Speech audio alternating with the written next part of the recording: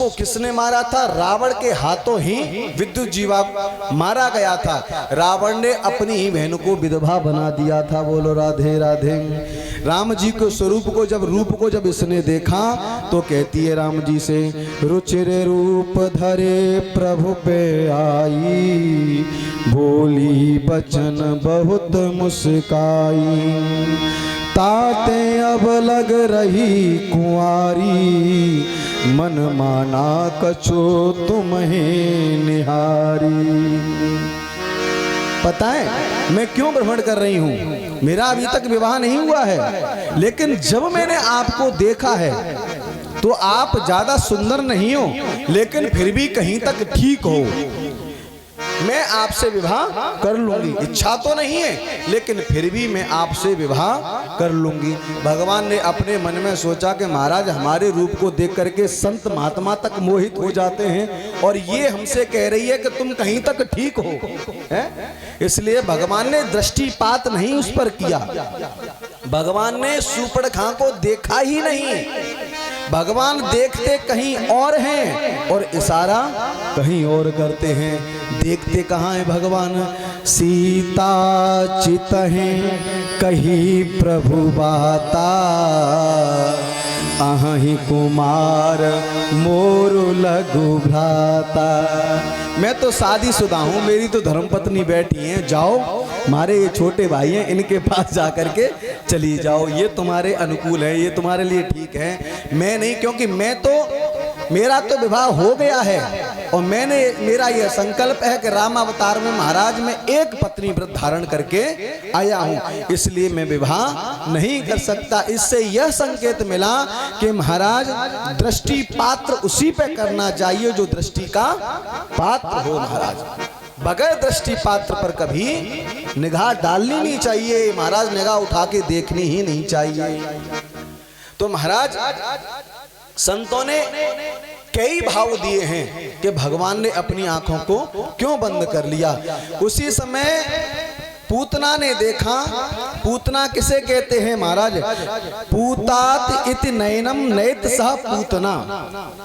पूत जिसके कोई पूत न हो वो होती है पूतना। तब इन्होंने कहा कि जैसे इस पूतना ने भगवान को सोते हुए देखा, उसी समय पलंग में से इस पूतना ने भगवान को उठा लिया, गोदी में महाराज ले लिया। और जैसे ही गोदी में लिया सो महाराज स्तनपान कराने लगी। गाढ़ं कराभ्याम भगवान प्रपीड्य तत्, प्राणै समः रोष समन्वितो पिबत, सामुंच मुंचालमति प्रभासिनी, निष्पीड्यमानाखिल जीव मर्मणि। पूतना ने जैसे ही भगवान को अपनी गोदी में उठाया सो स्तनपान कराने लगी। तो सबसे पहले भगवान ने गाढ़ं कराभ्याम भगवान प्रपीड्य तत्, सबसे पहले भगवान ने पिया दुग्ध, और दुग्ध के बाद में भगवान ने पिया जहर, और जहर पीने के बाद में भगवान ने पूतना मौसी के प्राणों को पीना प्रारंभ कर दिया। और जैसे ही प्राणों को पीना प्रारंभ किया, ततः प्राणै समः रोष समन्वितो पिबत। प्राणों को जैसे ही पीना प्रारंभ किया, इसकी शक्ति क्षीण होने लगी। तो महाराज ये भागी दौड़ करके बिलबिला करके भगवान को लेकर के, और जैसे ही भागी सो भगवान से कहती है, कृष्ण छोड़ छोड़ छोड़ दे, मुझे छोड़ दे। भगवान ने अपने मन में सोची, पूतना मौसी हमें तो पकड़बो आवे, छोड़बो तो हम जाने ही ना, और जाए एक बार हम छोड़ दें उसका तो तरण तारण ही हो जाता है महाराज। इसलिए पूतना मौसी हम तो पकड़ना जाने, छोड़ना जानते ही नहीं है। सामुंच मुंचालमति प्रभाषिणी, निष्पीड्यमाना खिल जीव मर्मणि। मैं कमजोर होने लगी, अपने स्वरूप में आ गई। जैसे ही अपने स्वरूप में आई तो सुखदेव भगवान राजा परीक्षित से कहते हैं, निशाचरिथम व्यतिस्थना विसुर्वादाय केशांचरणौ भुजापि, प्रसार्य गोष्ठे निज रूपमास्थिता, वज्राहतो वज्र एवा पतन्नृपा। वैसे ही ये निशाचरी अपने स्वरूप में प्रकट हो गई। भगवान ने अपने प्राणों को, इसके प्राणों को पिया और ये धड़ाम से जमीन पर गिर पड़ी। गोविंदाय नमो नमः हो गई।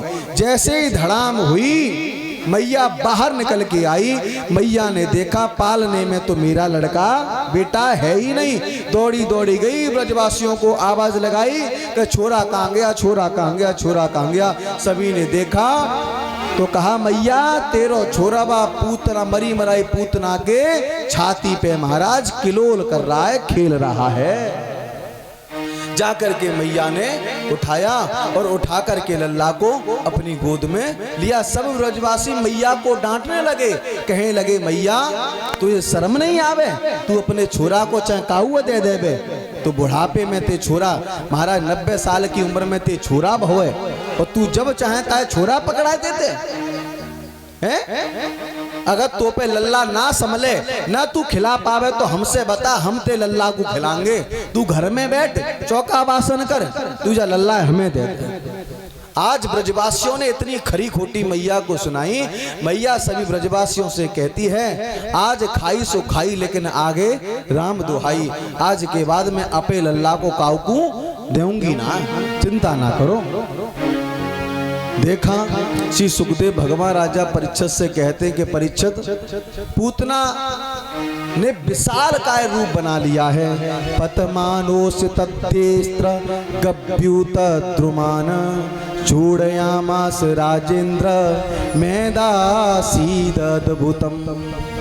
लेकिन बहुत से लोग वर्णन करते कि पूतना कै किलोमीटर में जाकर के गिरी, लेकिन त्रिगभ्युति, त्रिगभ्युति का मतलब है महाराज 18 किलोमीटर में पूतना का शरीर गिरा। लेकिन लोग कहते महाराज हाथ गिरे हाथरस में, कान गिरे कानपुर में, नाक गिरी नागपुर में, लेकिन त्रिगभ्युति है केवल पूतना का शरीर 18 किलोमीटर में गिरा।